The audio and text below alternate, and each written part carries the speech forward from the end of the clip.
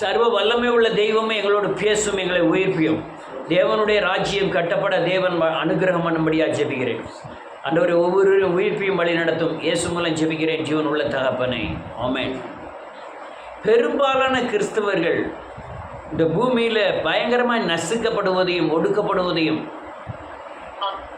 காண்கிறேன்.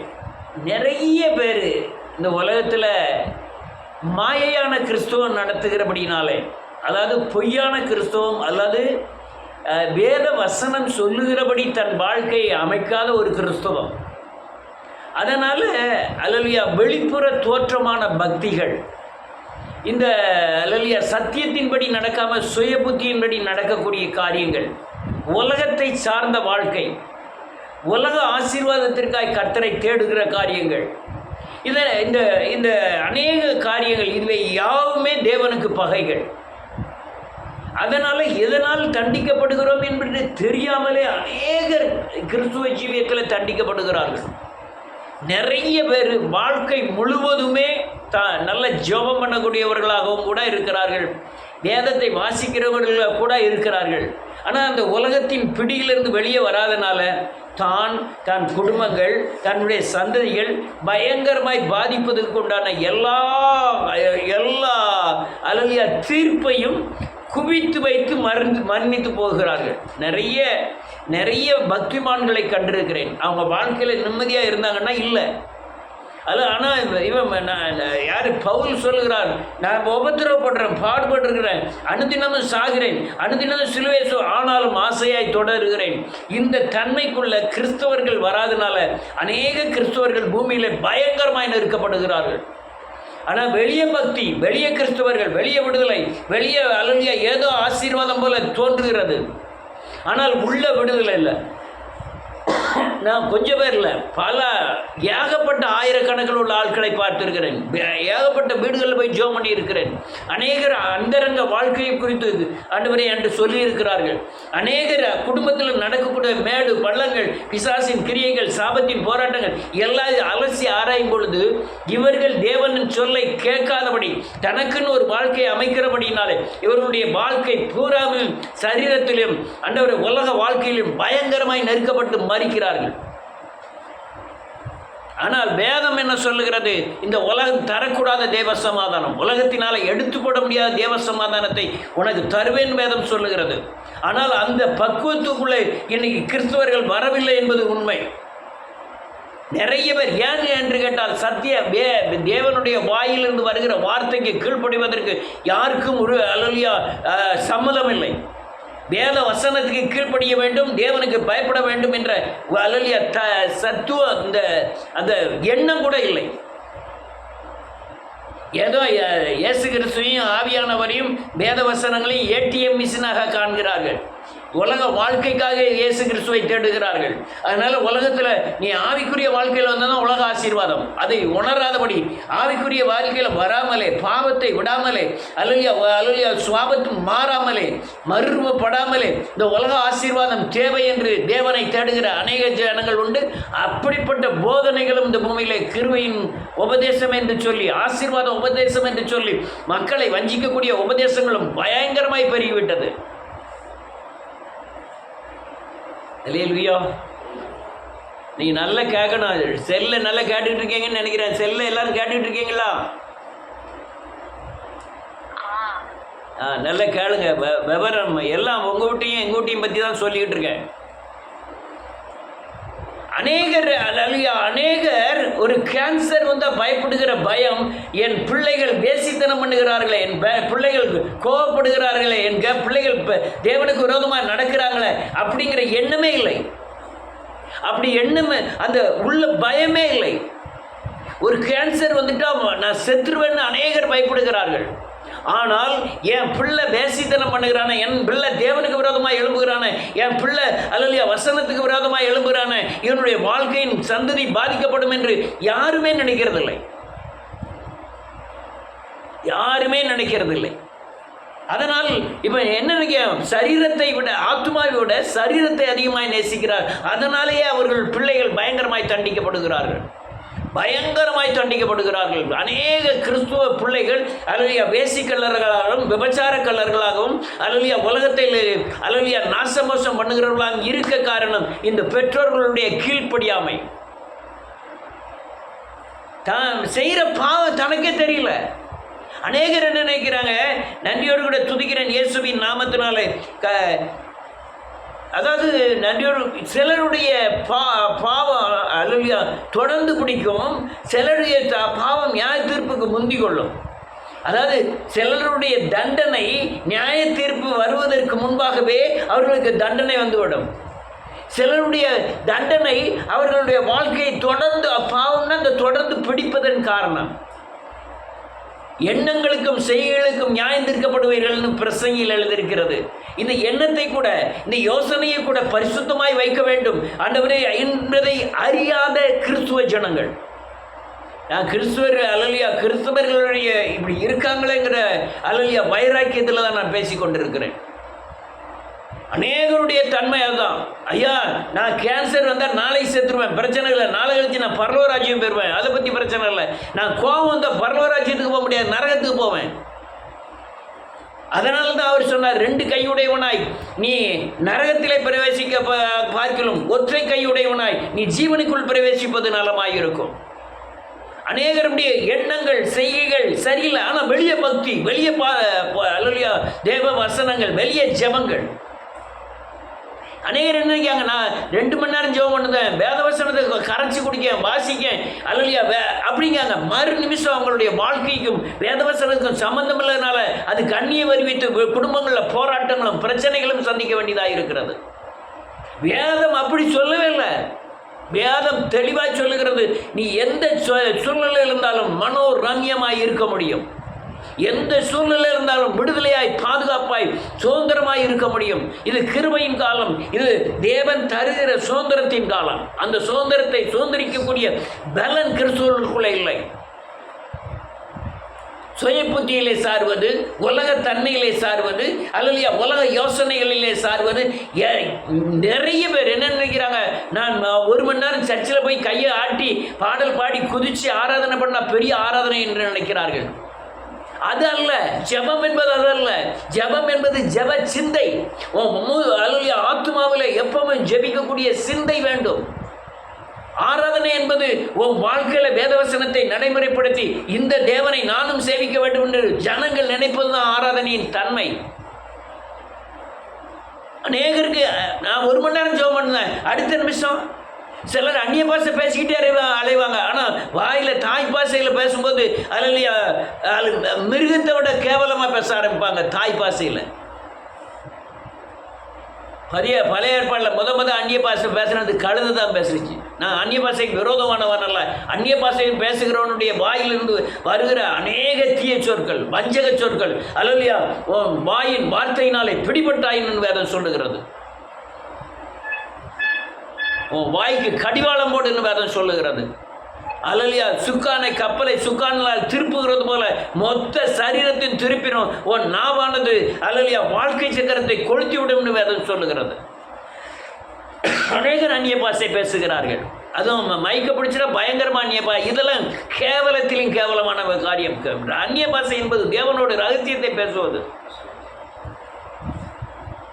அதனால இப்போ நான் என்ன சொல்ல வருகிறேன், கிறிஸ்துவர்கள் நிறைய பேர் விடுதலை ஆகவில்லை. தன்னுடைய வாழ்க்கையில் அல்லலியா கொலை, விபச்சாரங்கள், வேசித்தனங்கள், அந்தரங்க அல்லலியா பழைய ஏற்பாடில் வெளிப்புறமான தோற்றங்களின் மடி தான் தண்டிக்கப்பட்டார்கள். நியாயப்பிரமாணத்திற்கு உட்பட்டு இவர்கள் பலி செலுத்தினாலும் கூட அந்த அந்த கொலை, அந்த தண்டனையிலிருந்து தப்பவில்லை. ஆனால் புதிய ஏற்பாடு வரும்போது வேதம் சொல்லுகிறது, உன் இருதயத்தில் விபச்சாரம் பண்ணாலே அது தவறான காரியம், அது தண்டனைக்கு உட்படும், அது நீ செய்தாயிற்றுன்னு அதை சொல்லுகிறது. அப்போ அது தண்டனைக்கு உட்படும் போது உன் வாழ்க்கையின் பிரதிபலிப்பு கொடுமையாக இருக்கும். நான் இப்படிலாம் யாருமே பேச மாட்டாங்க, இருந்தாலும் நான் சத்தியத்தை மட்டும் சொல்ல விரும்புகிறேன். நீ கேட்டால் கேளுங்க, கேட்காட்டா போங்க. அல்லையா எத்தனை பேர் கேட்டாலும் எனக்கு பிரச்சனை இல்லை. ஆனால் சத்தியத்தை சொல்லிட்டோம்னா நான் தேவனுக்கு கணக்கு கொடுப்பதிலிருந்து தப்பப்படுகிறேன்.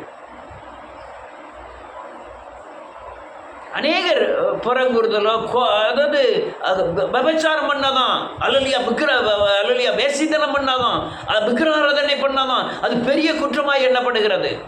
கோபம் பொய்யும் கூட பயங்கரமான குற்றம்தான். ஒரு சகோதரனுக்கு விரோதமாய் நீ புறங்கொறினால், வஞ்சகம் பண்ணினால், நீ காணிக்கைன்னா பலி அல்லது சோத்திரங்கள் அல்லது தேவனை மகிமைப்படுத்த, நீ அப்படி பலிபடுத்திக்கிட்ட வரும் பொழுது உன் சகோதரனுக்கு விரோதமாக நீ செஞ்சிருந்தானா போய் ஒப்புரவாயிட்டு வந்து காணிக்கை செலுத்துன்னு சொன்னார். காணிக்கை மட்டுமல்ல, துதி சோத்திரங்களும் காணிக்கை தான். அநேகர் அது புரியல. ஆனால் பயங்கரமான பகையிலையும் கசப்புலையும் உணர்வுலையும் வந்துட்டு தேவ சமூகத்தில் வந்து சோத்திரம் பண்ணுகிறாங்க. அது காணிக்கை, அது வஞ்சிக்கப்படுவீர்கள், அதனால் நீங்கள் தண்டிக்கப்படுவீர்கள். வஞ்சிகம் என்பது தண்டனை. நிறைய பேர் தண்டனை. நிறைய கிறிஸ்தவர்கள் சாகிற நேரத்தில் நீங்கள் வளர்ந்து வளர்ந்து வளர்ந்து இயேசுக்குள்ள பருவமாய் வாய் அல்லலியா தேவனை அறிந்து வேதவசனத்தில் அல்லலியா நடந்து நடந்து நீ முதிர் வயது வரும்பொழுது பூரண சமாதானம், பூரண விடுதலை, பூரண பாதுகாப்பு, பூரணப்பட வேண்டும். ஆனால் அநேக கிறிஸ்தவர்கள் வாலிபத்தில் கண்டமாடி நடந்துட்டு வருஷங்கள் நடக்க பல சத்தியத்துக்கு மீறிட்டு கடைசியில் சாகும்போது அவனுடைய வாழ்க்கைகள் நிர்ணயிக்கப்படுகிறது. சாவின் முடிவு கோரமாக இருக்கிறது. ஆக்சிடென்ட் ஆகி சாகுறான், நோய் வந்து சாகுறான், பசியாக இருந்த சாகுதான், கவலையில் சாகுறான். இதுதான் கிறிஸ்துவனுடைய நிலைமை. நீ பூரணப்பட இயேசுவை தரித்து கொள்ள, இயேசுவை போல மாற இந்த உலகம் தரக்கூடாத சமாதானத்தினால் தேவன் உன்னை நிரப்ப வேண்டும். இந்த உலகத்தில் உள்ள எந்த காரியமும் உன்னை தொடக்கூடாது. நீ அல்லலியா வானத்துக்கும் பூமிக்கும் மேலே உள்ள அந்த நிலைக்கு போய் விடுவாய். மகிமையிலையும் அபிஷேகத்திலையும் தேவன் நடத்துதலையும். அநேகர் அந்த நிலைக்கு போக மாட்டேங்கிறாங்க. தேவனோடு நடக்கிற வாழ்க்கை பூரணப்படும் போது, இயேசுவை போல மாறும்போது நீ தேவனோடு நடக்கிற வாழ்க்கையில் வந்துடுவேன். ஆவி ஆத்மா சரீரம் பரிசுத்தமாக்கப்படும். ஆனால் இந்த நிலைக்கு யாராவது வந்திருக்காங்கன்னா வரல. ஆனால் ஜனங்கள் ஊழியர்களை விரும்பினார்கள், ஊழியர்களை நம்பினார்கள். ஊழியர் இப்படி தான் இருப்பார்கள் என்று நம்பினார்கள். ஆனால் அதற்கு ஏற்ற ஊழியர்களும் இல்லை. அல்லையா என்ன இப்போ இன்னும் கிறிஸ்துவ ஜீவியம் பூராம பணத்தின் அடிப்படையில் இருக்கு. யாரை எப்படி பணத்தினால் வஞ்சிக்கலாம் என்பதை அல்லையா பல கேடான வழிகளை தெரிந்து கொண்டார்கள் ஊழியர்கள். இன்னொரு பகுதி அல்லையா நான் தனக்கு தேவன் எவ்வளவு செய்தாலும் சரி தேவனுக்கு மகிமையை செலுத்தாமல் இருக்கக்கூடிய காரியங்களும் உண்டு. காணிக்கையினாலே வஞ்சிக்கக்கூடிய ஜனங்களும் உண்டு. தேவன் எனக்கு அதிகமாக செஞ்சிருக்கார், நான் அதிகமாக தேவனை நேசிக்கணும். அல்லேலூயா. அந்த தன்மை இல்லை. இந்த சைடு போனீங்கன்னா ஊழியர்கள் வஞ்சிக்கிறான், ஒரு சைடு போன விசுவாசிகள் வஞ்சிக்கிறார்கள். இது எல்லாமே எதனாலன்னா அந்தரங்க வாழ்க்கையில் இயேசுவோடு வாழாத வாழ்க்கை, வெளியரங்கமான வாழ்க்கை வாழுகிறதுனால தான் இந்த ரெண்டு வஞ்சகமும் இருக்கிறது. அநேகர் சத்தியத்தை போதிக்க முடியலை. ஆராதனைனா என்ன நினைக்கிறாங்க? வெளிப்புறமான அல்லையா பக்தியின் வேஷத்தை தடுத்து அதன் பலனை மறுதளிக்கிறவர் உள்ள பலனை மறுதளிக்கிறாங்க. வெளிய பக்தியின் வேஷங்கள். அநேகர் பயங்கர காயப்படுறாங்க. அதன் அந்த வருத்தத்தில் தான் நான் பேசிக்கிட்டு இருக்கேன். எனக்கும் பல வியாதிகள் வந்தது. உயிருக்கு விரோதமான எத்தனையோ ஒன்றுமே எண்ணத்தில் நிற்கலை. நான் பூரணப்பட்டு கொண்டிருக்கிறேன். நான் மகிமையை நோக்கி ஓடிக்கொண்டிருக்கிறேன். நான் தேவனுடைய ராஜ்யத்தை நோக்கி ஓடிக்கொண்டிருக்கிறேன். இங்கே யார் வந்தாலும் சரி, வராட்டாலும் சரி, பணம் இருந்தாலும் சரி, இல்லாட்டாலும் சரி, கட்டணம் இருந்தாலும் சரி, இல்லாட்டாலும் சரி, நான் தேவனை சேவிக்க கற்றுக்கொண்டேன். எத்தனையோ மோதல்கள், எத்தனையோ உபத்திரவங்கள், எத்தனையோ சஞ்சலங்கள் எல்லாவற்றிலும் இருந்து கர்த்தர் என்னை விடுவித்தார். நான் சொல்கிறேன், அநேகரால் சொல்ல முடியல. அல்லேலூயா.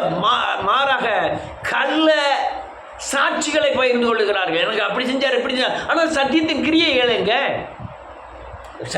நீங்கள் சாட்சி சொல்லுறது தான், சத்தியத்தின் கிரியைகள் எங்க? ஐயா உங்களை கேன்சர்லேருந்து குணமாக்கினார், அதனுடைய பிரதிபலிப்பு எங்க? ஐயா என்னை இந்த கடலில் இருந்து, இந்த நோயிலிருந்து என்னை விடுவித்தார், அதுக்கப்புறம் நீ உன் பக்தியின் மார்க்கம் எங்க? அநேகர்கிட்ட இல்லை. அநேகர் எனக்கு நன்மை செய்தார், கர்த்தர் எனக்கு நன்மை செய்தார், ரைட்டு. நன்மைக்கு உண்டான பிரதிபலிப்பு எங்கே இருக்கிறது? என்னை குடிகாரனாக இருந்து தூக்கிட்டார், அதனால உங்கள் முன்னால் நின்று பேசிகிட்டு இருக்கேன். இதான் என் பிரதிபலிப்பு.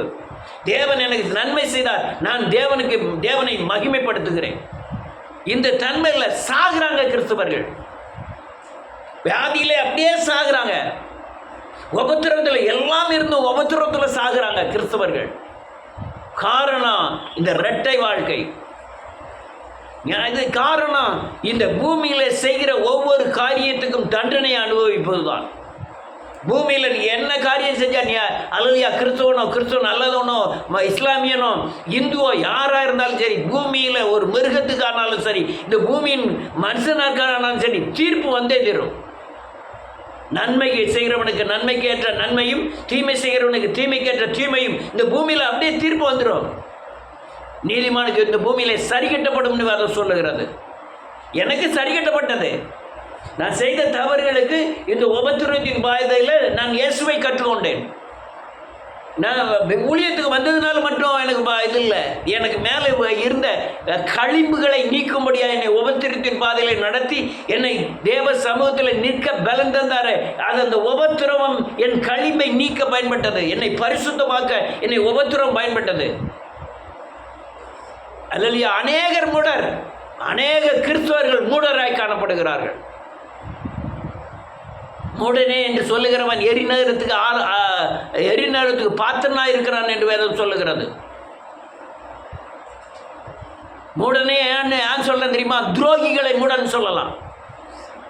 தேவ துரோகிகளை, தேவன்கிட்ட எல்லாம் பெற்றுக்கிட்டு தேவனை சேவிக்காம இருக்கவங்க மூடன். நான் சகோதரனை மூடன் நான் சொல்லுகிறேன், எரிநகரத்துக்கு இதாக இருக்கிறான். நான் தேவ துரோகிகளை சொல்லுகிறேன். தேவன்கிட்ட எல்லா நன்மையும் பெற்றுக்கிட்டு எல்லா சமாதானத்தையும் பெற்றுக்கிட்டு அந்த அல்லையா உள்ளான மனுஷனை தேவனை மகிமைப்படுத்த முடியலன்னா நான் மூடன், துரோகி.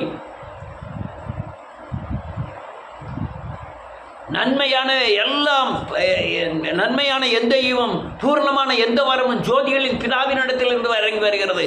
எல்லா நன்மையும் பெற்றிருக்கிறேன். நான் தேவனை மகிமைப்படுத்துகிறேன். ஆனால் தேவன் சொல்லுகிற வார்த்தையை நான் பின்பற்றவில்லை. அப்ப நான் தேவ தூஷணம் பண்ணுகிறேன், தேவனை தூஷிக்கிறேன்.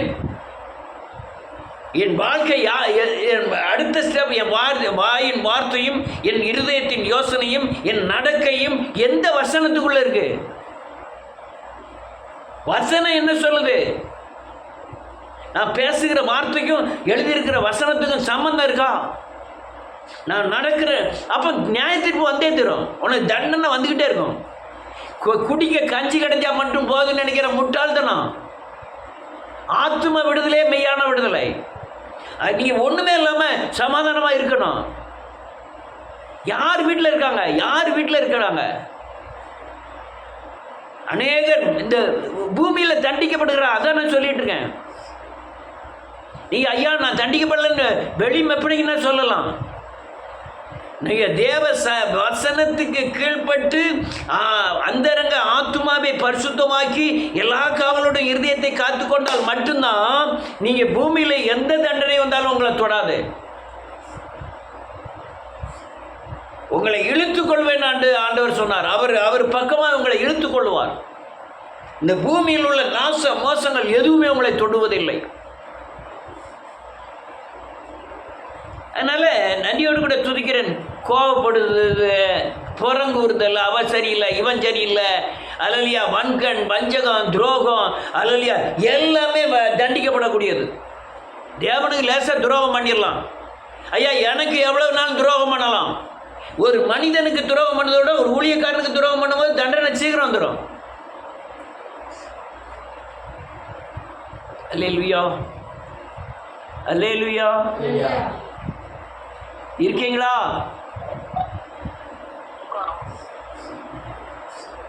இப்போ இதெல்லாம் தண்டிக்கப்படக்கூடாதுன்னு நினைக்கிறோம். பாவத்தில் அல்லையா நான் கொலை செஞ்சா அது பாவம், விபச்சாரம் செய்தா பாவம், பொய் பாவம் இல்லைன்னு நினைக்கிறான்.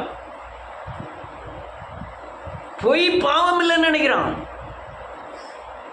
நீ பொய் கொலைக்கு என்ன தண்டனையோ அதே தான் பொய்க்கும். பொய், புறங்குறுதல், இதுக்கெல்லாம் ஒரே தண்டனை தான். இச்சிக்கிறது பயங்கரமான தண்டனை வேதம் சொல்லுகிறது.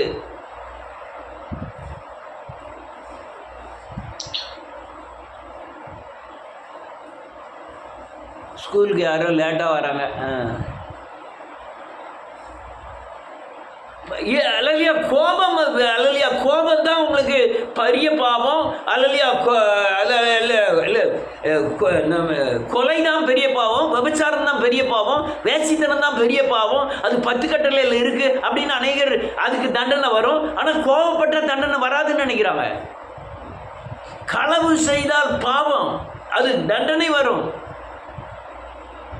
அநேகர் நினைக்கிறாங்க நான் நியாய தீர்ப்பு அடைஞ்ச பிறகு தான் தண்டனை அடைவேன், அது எப்படி இருந்தா எனக்கு என்ன நினைக்கிறான். இல்ல, இந்த பூமியில சரி கட்டப்படும், இந்த பூமியில நெருக்கப்படுவீர்கள்.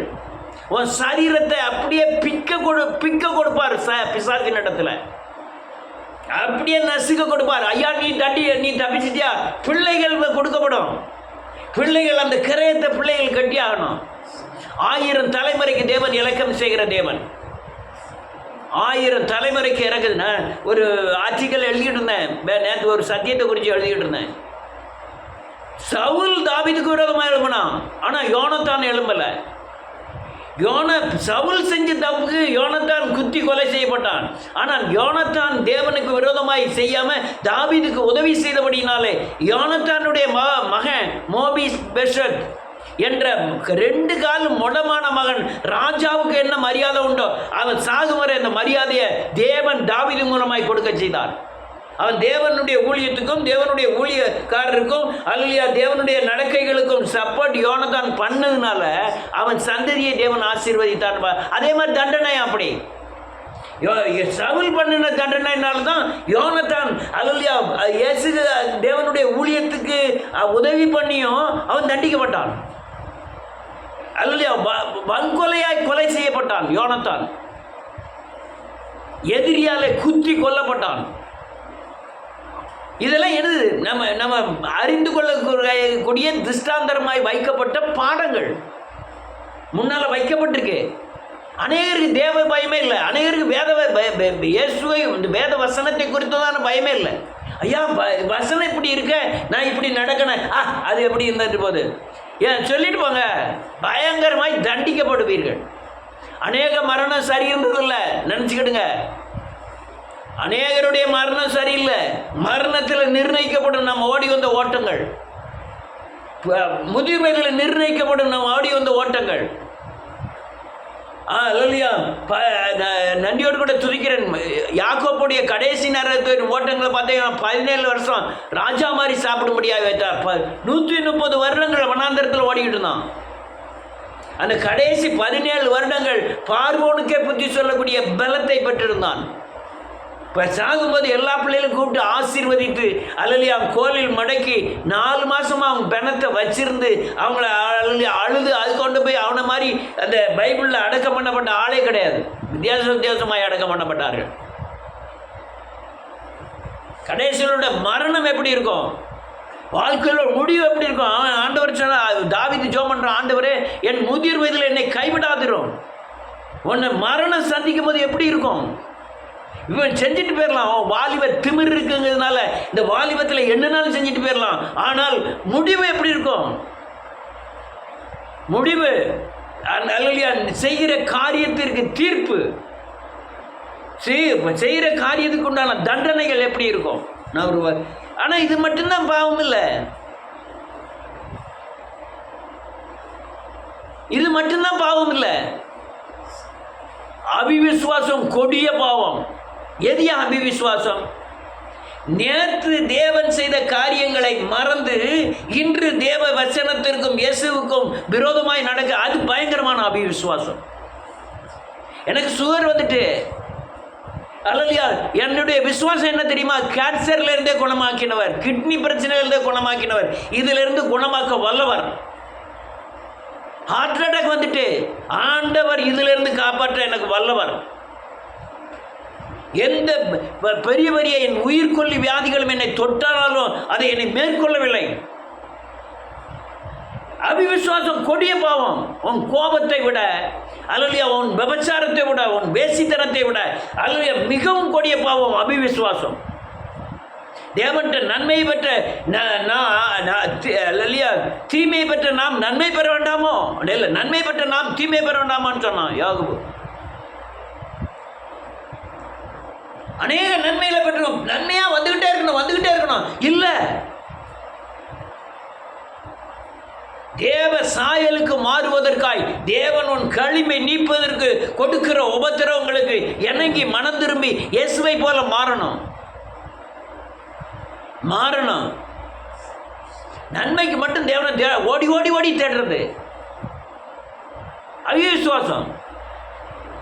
நிறைய பேர் பார்த்துருக்கேன். ஆண்டவருக்கு சில அல்லையா உயிர் போராட்டங்கள், அல்லது உலக தேவைகள், வீடு, பிள்ளைகள், கர்ப்பத்தின் கனி, இதுக்கெல்லாம் பயங்கரமாக ஜெபம் பண்ணுவாங்க. வந்த பிறகு அதுக்கு பெற்றதற்கு உண்டான நன்றி கடன் கூட திரும்ப இருக்காது. தேவன்கிட்ட இதை பெற்றுக்கிட்டோமே, பிள்ளையை பெற்றுக்கிட்டோமே, அதுக்காக நாம் நன்றி கடன் செலுத்தணுமே, தேவனை சேவிக்கணுங்கிற எண்ணம் கூட இருக்காது. நிறைய பேர் வீடு இல்லாதவர்கள், குழந்தை இல்லாதவர்கள், சமாதானம் இல்லாதவர்கள், நோய்வாய்ப்பற்றவர்கள், குடும்பத்தில் பிரச்சனை பாடுகள் உள்ளவர்கள் பெற்ற உடனே தேவனை மறக்கிற ஜோதி தான் அதிகமாக இருக்குது. அது அவிவிசுவாசம். வேதம் என்ன சொல்ல தெரியுமா? இவங்களுக்காவது நியாய தீர்ப்பு அப்பப்போ சமயம் கிடைக்கும் போது தான் நியாய தீர்ப்பு வந்தது. ஆனால் விசுவாசியாதவர்களை வனாந்திரத்திலே தேவன் அளித்தார். வாசிப்போம் ஒரு ஆழ்வாத ரொம்ப நேரம் பேசிட்டேன். வாசிப்போம் ஒரு வசனத்தை. யூதாவின் புஸ்தகம்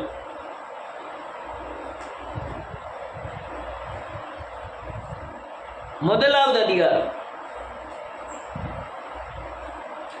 5வது வசனம்.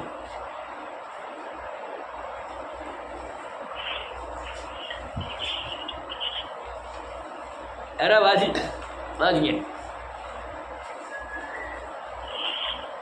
நீங்கள் முன்னமே அறிந்திருந்தாலும் நான் உங்களுக்கு நினைப்பூட்ட விரும்புகிறது என்னவெனில், கர்த்தர் நமது ஜனத்தை எகிப்து தேசத்திலிருந்து வரப்பண்ணி ரட்சித்து பின்பு விசுவாசியாதவர்களை அழித்தார். வேதம் என்ன சொல்ல பாருங்க. நீங்கள் இதெல்லாம் முன்னமே அறிஞ்சிருந்தாலும் நான் திருப்பி உங்களுக்கு ஞாபகப்படுத்துறேன். என்ன ஞாபகப்படுத்துறேன்னா, இதை மட்டும் மனசுல வச்சுக்கோங்க. நீங்கள் இந்துவாக இருந்தீங்க, விக்கிர ஆராதனையில் இருந்தீங்க, பிசாசின் போராட்டத்தில் இருந்தீங்க, சமாதானம் இல்லாமல் இருந்தீங்க. உங்களை பிரித்து எடுத்துட்டு வந்து நான் உங்களை ரட்சித்திருக்கிறேன். ஆனால் யாரெல்லாம் விசுவாசியாக்கலையோ அவங்கள உடனே அழிச்சிட்டேன். வேத வசனத்தை அநேகருக்கு விசுவாசிக்க பலன் இல்லை. உண்மை, நான் சொல்ற காரியம் ரொம்ப உண்மை. தேவன் என்னை விட்டு விலகுவதும் இல்லை, என்னை கைவிடுவதும் இல்லை இருக்கு. இந்த வசனத்தை விசுவாசிக்க பலன் இருக்கா? பலன் இருக்கு. நன்மை செய்வதற்கு தா தேவனுக்காய் இழப்பதற்கு, தேவனுக்காய் ஓடுவதற்கு விருப்பம் இல்லை. ஆனால் நான் தேவன் அல்லலியா என்னை விட்டு விலகுவதும் இல்லை, என்னை கைவிடுவதும் இல்லை, அதை விசுவாசிக்க ரெடி. தேவனுக்காக ஓடுகிற ஓட்டம் எங்கே? தேவனுக்காய் படுகிற பிரயாசம் எங்கே? அப்பத்தையும் தண்ணீர் ஆசீர்வதிப்பார். ஆனால் தேவனுக்காய் பிரயாசப்படுகிற காரியங்கள் எங்கே? வேதத்தை வாசிக்கிறதே இல்லை அநேகர். தனி ஜெபம் பண்ணுறதே கிடையாது. அநேகர் தியானம் பண்ணுறதே கிடையாது. தேவனை நோக்கி ஓடுறதே கிடையாது. நீங்கள் சர்ச்சைக்கு மட்டும் போகிறது தான் தேவனை நோக்கி ஓடுறது இல்லை. ஜெப சிந்தையோடு வேத வசனத்தை வாசித்து தியானம் பண்ணி அனுதினமும் ஜெபம் பண்ணி இருக்கிறது தான் தேவனை நோக்கி ஓடுவது. வெளிப்புற பக்திப்புற துரோக காரியங்கள், வேஷங்கள், வெளிப்புற பக்தி, ஆனால் கிரியைகளை வெளிப்படுத்தும் தான் தேவனுடைய உண்மையான கிரியைகள். கிரியைகளை வெளிப்படுத்தணும். அதுதான் நீங்கள் தேவனை சேவிக்க உண்டான அடையாளங்கள். 4 பேர் 10 பேர் கூட சேர்ந்து குப்பி தட்டுறதுலாம் பெரிய காரியமே கிடையாது. நீ என்னைக்கு தேவனை விசுவாசிக்காதியா? அல்லையா வனாந்திரத்தில் அழிச்சிட்டாரு. எத்தனை பேர் அழிச்சார் தெரியுமா? பல ஆயிரம் பேரை அழித்தாரு. பலாயிரம் என்ன, 6 லட்சம் பேரையும் அழிச்சிட்டாரு. 2 பேர் தான் மிஞ்சினாங்க. எல்லாமே வனாந்திரத்தில் சபங்கள் விழும் என்று சொன்னார். அப்படின்னா சபங்கள் விழுந்து போச்சு. அவ்வளவும். இது எதுக்கு வச்சிருக்கு? நமக்கு திஷ்டாந்தரமாய் அடையாளமாய் வைக்கப்பட்டிருக்கிறது. அவிசுவாசம், பயங்கர அவிசுவாசம். நீ அவிசுவாசம் இல்லைன்னா தேவனை சேவிப்பாய். அவிசுவாசம் இருந்தால் தேவனை லேட்டாக சேவிப்ப, பைய சேவிப்ப, அதில் ஜெபம் பண்ண மாட்டேன், அல்லையா வேதவசனத்தை வாசிக்க மாட்டேன். அதுக்கு அர்த்தம் என்னன்னா அவ்வளோதான்.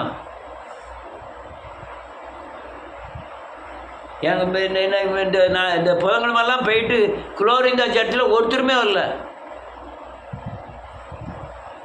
அப்படியே எனக்கே ஒரு மாதிரி ஆகிட்டு, இவ்வளோ ரூபாய் செலவழிச்சிருக்கிறோம், அங்கேருந்து ஆட்டோ, சரீரம் வேற இப்படி இருக்கு. போய் பார்க்க அவங்க ஒருத்தருமே வரல. வாரன்னு சொன்னவங்க பூரா வரல. அதுக்கப்புறம் எலிசபெத் வீட்டில் போய் ஜோம் பண்ணிட்டு அதுக்கப்புறம் வந்தோம். எனக்கு கவலை இல்லை, என் வேலையை க்ளீனாக செஞ்சுக்கிட்டு இருக்கேன். கல்லுகளும் பேசும்னு வேற சொல்லுது. ரைட்டு, இன்னொரு வசனத்தை வாசிப்போம். யோவான் இல்லையா, 1 யோவான் 5வது அதிகாரம், 1 யோவான் 5வது அதிகாரம் 10வது வசனம்.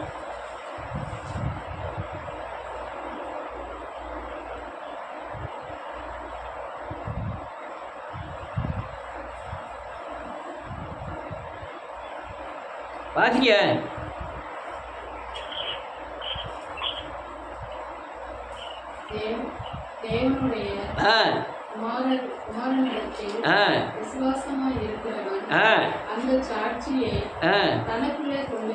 கொண்டிருக்கிறான்.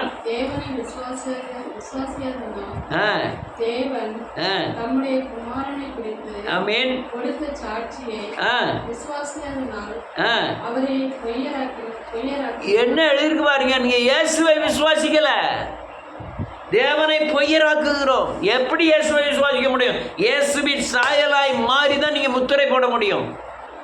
நீ விசுவாசிக்கிறதின் அடையாளம் இயேசுவின் சாயலாக மாறணும். யாருமே அங்கேயும் தப்ப முடியாது.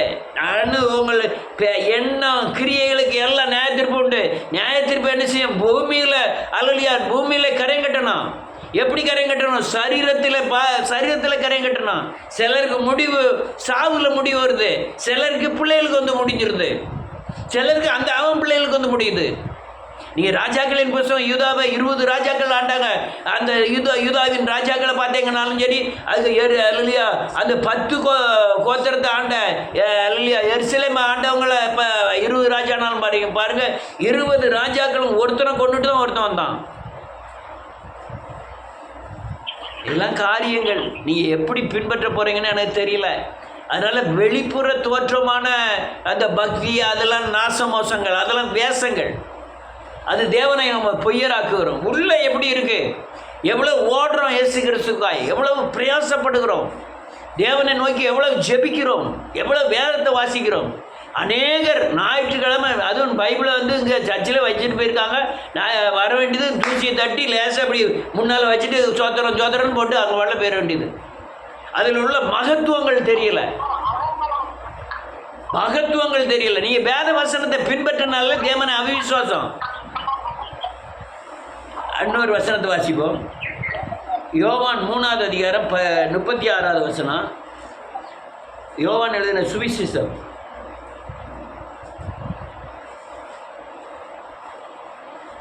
3வது அதிகாரம் 36வது வசனம்.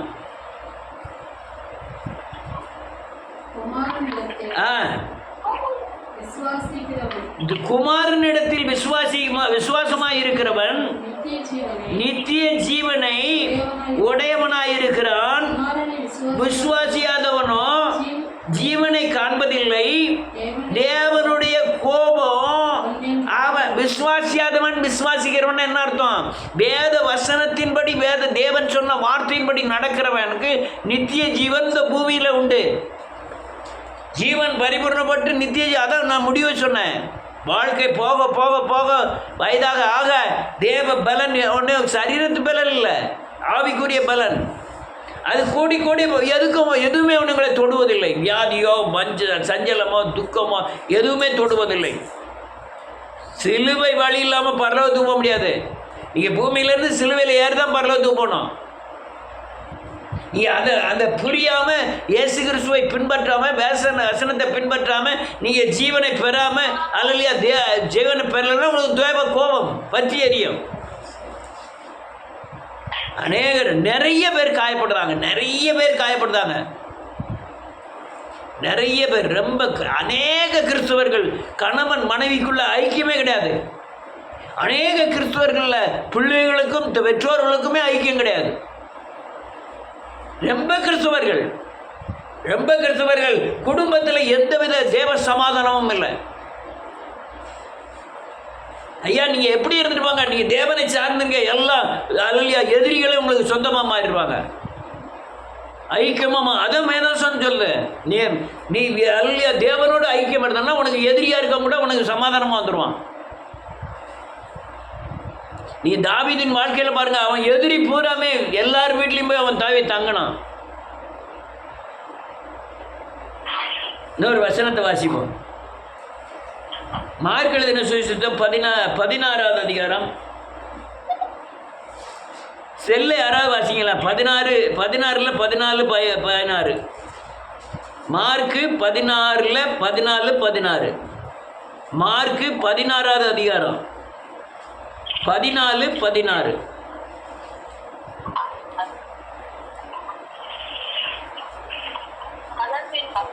அதன் பின்பு வாய் நேருக்கு வச்சுட்டு வாசிக்கம்மா. வாய் நேருக்கு வச்சுட்டு வாசிட்டு கொண்டு வேகமாக சொல்ல வேண்டியிருக்கு. எப்போ ஜோம் பண்ணாலும் சரி, வேதத்தை வாசித்தாலும் சரி, வாய் நேருக்கு வச்சுக்கோன்னு சொல்லிகிட்டே இருக்க வேண்டியிருக்கு. விடிய காலமே 2 தடவை சொல்லியாச்சு. சொல்ல வாசி.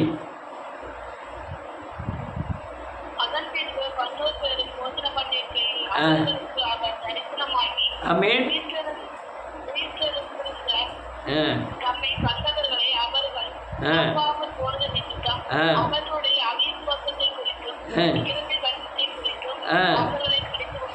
நல்ல காலங்க. இப்போ என்ன எழுதிட்டு ஒரு நிமிஷம்.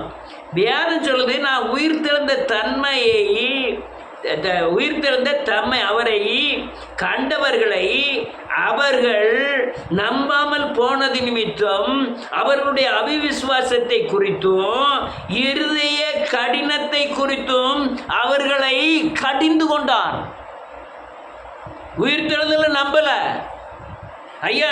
இப்போ கிறிஸ்தவர்கள் யார் உயிர்த்தெழுதல நம்புறா? பாவ மன்னிப்பு நிச்சயத்தை பெற்றால் தான் உயிர்த்தெழுதல் பெற முடியும். உயிர்த்தெழுதல் பெற்றால் நீ இயேசுவை போல மாற முடியும். நீ அந்த உயிர்த்தெழுதலை நம்பினதின் அடையாளம் நீ இயேசுவை போல மாறி இருக்கணும். நீ இயேசுவை போல மாறலன்னா பிசாசின் சாயலுக்குள்ள இருந்து பூமியில் நெருக்கப்படணும். நீ இயேசுவின் சாயலுக்கு ஒப்பாய் மாறினா தான் பூமியில் நெருக்கப்பட முடியாது. எவ்வளவு தூரம் இயேசுவை போல மாறலன்னா அவ்வளவு தூரம் பிசாசின் ஆளுகைக்கும் உன் சரீரமும் ஆவி ஆத்மாவும் ஒப்பு கொடுக்கப்பட்டிருக்கிறது. எவ்வளவு தூரம் இயேசுவை போல மாறுகிறாயோ அவ்வளவு தூரம் அல்லையா இந்த பிசாசின் பிடியிலிருந்து நீ விடுதலையாக இருக்கிறன்னு அர்த்தம். அதுவும் நீ உயிர்த்தெழணும். பாவத்தை விட்டு, இந்த உலகத்தின் நாச மோசத்தை விட்டு, சாபத்தை விட்டு மனம் திரும்பி பாவமன்னிப்பின் நிச்சயத்தை பெற்று நீ இயேசுவை தரித்து கொள்ளும் போதுதான் உயிர்த்தெழுகிறாய். அதை விசுவாசிக்காக தேவன் பயங்கரமாக கடிந்து கொண்டார். அவன் இருதயம் கல்லா இருக்கியா, அவன் இருதயம் உள்ள நுழைய மாட்டேங்க, மகா திருக்குள்ளதும் கேடு உள்ளதுமாக இருக்கிறது. அல்லையா உலகத்தின் அல்லையா எல்லா நாசமோசங்களும் உள்ள நிறைஞ்சிருக்கிறதுனால தான் நீ உயிர்த்தெழுதலுக்குள்ள வந்து அல்லையா நான் மரித்து உனக்காய் உயிர்த்தங்கிறத விசுவாசிக்க மாட்டேங்கிறாய். அது அபிவிசுவாசிகளை அவர் என்ன செஞ்சாரா? இருதய கடினத்தை மித்தம் கடிந்து கொண்டார். இதனால் அபிவிசுவாசம் கொடிய பாவம். தேவன் மனுஷனே என்ன எதிர்பார்க்கறானா? நேற்று செய்த நன்மையை இன்னைக்கு அதுக்கு அவன் அல்லையா உபாரமாக இருக்கானா, அதை நினைக்கிறானா, அதுக்கு விசுவாசமாக இருக்கிறானான்னு மனுகுலமே நினைக்கு. ஆனால் இயேசுவுக்கு மட்டும் இயேசு செய்கிற எல்லா காரியங்களையும் நேற்று செஞ்சதை இன்னைக்கு மறந்துடணும், இன்னைக்கு செய்யறதுக்கு நாளைக்கு கேட்கணும். எல்லாருடைய நிலைமை தான். அல்லையா நேற்று செஞ்சதை இன்னைக்கு மறந்துடணும், இன்னைக்கு நாளைக்கு செய்யக்கூடியது இன்னைக்கு இயேசுவே எனக்கு செய்யும்னு கேட்கணும். அநேகரும் பார்த்துருக்கேன். அது கஷ்டம் வரும்போது, தேவைகள் வரும்போது, எனக்கு சேவ் பண்ணுங்க, எனக்கு இவ்வளோ ரூபா வேணும், அவ்வளோ வீடு கட்டணும். ஆனால் ரூபா வந்ததை மட்டும் வெளியே சொல்லிட மாட்டாங்க. எனக்கு தேவன் இவ்வளோ தந்தார், இவ்வளோ ஆசீர்வாதம் யாரையும் சொல்லிட மாட்டாங்க. அல்லேலூயா. எவ்வளோ பெரிய தேவ துரோகங்கள் நல்ல காட்டுக்கிடுங்க. நீ யாரோ எவ்வளோமோ நீ அல்லலியா நீ நன்றியோடு கூட துதிக்கிறேன். இயேசுவின் சட்டத்துக்கு விரோதமாய் நடந்தா அல்லலியா சிலருடைய பாவத்துக்கு தீர்ப்பு உங்கள் வாழ்க்கையிலே முந்திக்கொள்ளும். சிலருடைய பாவத்தின் தீர்ப்பு அல்லலியா பின்தொடரும். அது சமயம் பார்த்து உன்னை வஞ்சிக்கும், நேரம் பார்த்து உன்னை தண்டிக்கப்படுவாய். அடுத்தல 16வது வசனம் என்ன எழுதியிருக்கு? இது யார் செல்லு? மியூட்டில் போடுங்க. 16வது வசனம்.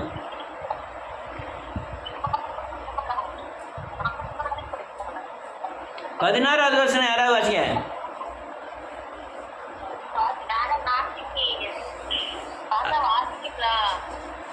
16. விசுவாசம் உள்ளவனாகி ஆ. ஞானஸ்நானம் பெற்றவன் ஆ. ரட்சிக்கப்படுவான். ரட்சிக்கப்படுவான். ஆ. என்ன எழுதியிருக்கு பாருங்க. நீ என்னைக்கு விசுவாசிக்கலையோ இந்த உலகத்தில் ஆக்கினை தீர்ப்புனா என்ன தெரியுமா? தீயில போடுறது மாதிரி. அநேகர் விசுவாசிக்கிறது இல்லை. இயேசுவை விசுவாசிக்கிறது அல்லது அப்பாவை விசுவாசிப்பாங்க, புருஷனை விசுவாசிப்பாங்க, பொண்டாட்டியை விசுவாசிப்பாங்க, பெட்டியில் இருக்க ரூபாயை விசுவாசிப்பாங்க, சரீரத்தில் இருக்க பலத்தை விசுவாசிப்பாங்க, நான் என்னுடைய படிப்பை விசுவாசிப்பாங்க, தான் ஞானத்தை விசுவாசிப்பாங்க. இயேசுவை மட்டும் விசுவாசிக்க மாட்டாங்க. எப்போ விசுவாசிப்பாங்கன்னா தன்னுடைய பலமெல்லாம் தோற்று போன பிறகு அதுக்கப்புறம் ஆண்டவரே என் நோயை குணமாக்கும், பேயை குணமாக்கும், எனக்கு துட்டு தாரும், நான் பட்னியாக கிடக்கிறேன், சாவ போகிறேன் அப்படின்னு பேசுவாங்க கடைசி நேரத்தில். விசுவாசியாதவர்கள் ஆக்கினைக்குள்ளாக தீர்க்கப்படுவார்கள். இது கொடிய பாவம். அல்லலியா வேசித்தனம், விபச்சாரம், பொய், இந்த எல்லா காரியத்தை விட அல்லலியா எண்ணங்கள், யோசனைகள், செய்கைகள், இதை விட பெரிய கொடிய பாவம் அவிவிசுவாசம். தேவன் நேரத்தை செய்ததை இன்னைக்கு மறக்காமலாம். அவனை மாதிரி துரோகி இந்த உலகத்தில் எந்த கிறிஸ்தவனும் கிடையாது. தேவன் அநேக நன்மைகளை செய்த என்ன யார் மறந்தாலும் அவன் தான் பெரிய தேவ துரோகி. அவன் ஆக்கினைக்குள்ளாக தீர்க்கப்படுவான். இந்த பூமியில உயிரோட சாவான். உயிரோட இந்த பூமியில ஆக்கினை தீர்ப்புனா அதான். உயிரோட நீங்க செத்துக்கிட்டு இருப்பீங்க, உயிரோட வேதனைப்பட்டுக்கிட்டு இருப்பீங்க, உயிரோட இந்த உலகத்துல பாடுகளை அனுபவிப்பீர்கள். அதான் அவிசுவாசத்துக்கு கொடுக்கிற தேவ தண்டனை. அநேகருக்கு அல்லையா ரட்சிக்கப்பட்டவன்னா எந்த வியாதியாக இருந்தாலும் வீஞ்சி சரியாயிரும். அவன் சரியில்லைன்னா கடைசி வரையும் இந்த நோய் அவனை பின்தொடரும். கடைசி வரை அந்த நோய் அவனை விட்டு போகவே செய்யாது. ஆனால் எந்த வியாதியானாலும் சரி, நீ தேவனை சரியானபடி விசுவாசிச்சன்னா குறிப்பிட்ட வருடங்களுக்குள்ள உங்களுக்கு இருக்கிற நோய் தூர போயிடும். எந்த வியாதியானாலும் சரி, திரும்ப சொல்கிறேன், எந்த வியாதியானாலும் சரி. ஆனால் நீ தேவ துரோகியாக இருந்தன்னா சாகு வரை சுமந்துக்கிட்டே தெரிவேன், பைபிளையும் சுமந்துக்கிட்டு தெரிவேன். பைபிள் இருக்க உள்ளே இருக்கிற எதையுமே விசுவாசிக்க மாட்டேன், இயேசுவை விசுவாசிக்க மாட்டேன். கடைசி வரையும் இந்த பைபிளையும் வச்சிருப்பேன், அல்லது அவன் நோயும் வச்சிருப்பேன், கடைசி வரையும் சாகு தண்ணியும். இது ஆக்கினை தீர்ப்பு. தேவனை விசுவாசியாத ஆக்கினை தீர்ப்புகள். உன் கண்ணுக்காக உன் பிள்ளைகள் அடிக்கப்படும் வேதம் சொல்லுது. ஆக்கினை தீர்ப்பு. உன் உன் மாம்சத்தை நீ தின்பாய், கண்காங்கவே நடக்கக்கூடிய காரியங்கள். அல்லையா உனக்கு வர்ற கட்டி உன்னை விட்டு போகாதுன்னு வேதம் சொல்லுது. நான் இங்கே சொல்லலை, அதில் உபாகமத்தில் 28வது அதிகாரத்தில் எழுதியிருக்கு. ஆக்சிடெண்ட்டு, கொடுமைகள் எல்லாமே ஆட்டோமேட்டிக்காக நடந்துகிட்டே இருக்கும். நான் சாபம் விடலை. அபிவிசுவாசமாக இருக்கிறவருடைய அல்லையா ஆக்கினை தீர்ப்புகள். குடியோடி போகுதல். நீ ஒரு மனுஷன் ஒரு அல்லையா நீ ஒரு மனைவியை ஒன்று தேர்ந்தெடுப்ப, அது அவளோட அடுத்தவன் சைனிப்பான்னு வேதம் சொல்லுது. மகள் குடியோடி போவா. இதெல்லாம் அதில் ஆக்கினை தீர்ப்பில் உள்ளது. உலகம் ஊர்காரம் பூரா உன்னை கண்டு சிரிப்பான். நீ அநேகருக்கு வேடிக்கை பொருளாய் மாறுவாய். அவிவிசுவாசம், தேவன் செய்த நன்மைகளை துரோகியாய் மாறும்போது இதெல்லாம் உலகத்தில் ஆட்டோமேட்டிக்காக நடக்கும். ஆனால் உனக்கு உணர்வு இருக்காது. அதான் பிரச்சனை. உணர்வு இருக்காது. எவ்வளவு போயிச்சாலும் சரி, அது குறித்து தான் அறிவு வராது. இதான் காரியம். நான் ரொம்ப சொல்லிட்டேன். நீ தெளிவாக புரிஞ்சுக்கிட்டீங்கன்னா சரி, நீங்கள் தப்பித்து கொள்ளலாம்.